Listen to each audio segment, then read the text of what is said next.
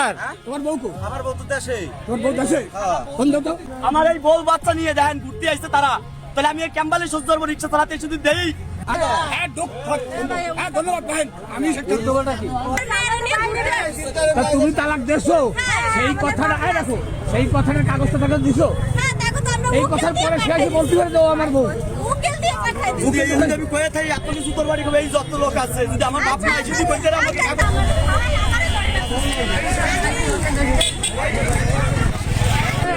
ইনি আপনার কি হয় বলেন তো, ইনি কি হয়? কেমন ছোট বোন? ওইখানে দাঁড়ান।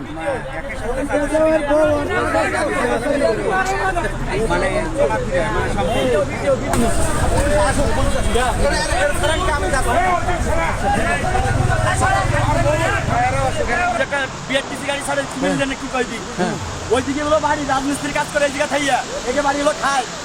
আজকে আমার সংসারটা ভাঙিতে চাইছি, মনে করেন যে ভাঙি দেওয়ার পরে আমার এই বউ বাচ্চা নিয়ে দেখেন ঘুরতে আসছে তারা, তাহলে আমি এই ক্যাম্বালে সহ্য করবো রিক্সা চালাতে শুধু দেই যে আমার বউ অন্য বিটার সাথে ঘোরে, তাহলে এই ক্যাম্বালে ধরে কাগজ যদি আমার হাতে দেয় তাহলে আমি বৌদা বিরোধ দেবো, তাহলে পাবলিক মাঝে পার হয়ে যায়।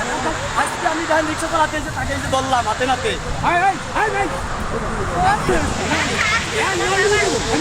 আপনি যাবেন না, কাগজ দিয়ে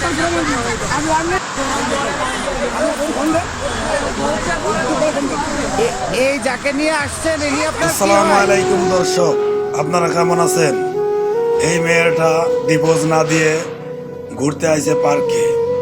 আসলে দুনিয়াটা কেমন হয়ে গেছে, একটা ছেলে সন্তান রয়েছে, তারপরেও স্বামী রিক্সা চালায় বিদায়, গরিব মানুষ বিদায়।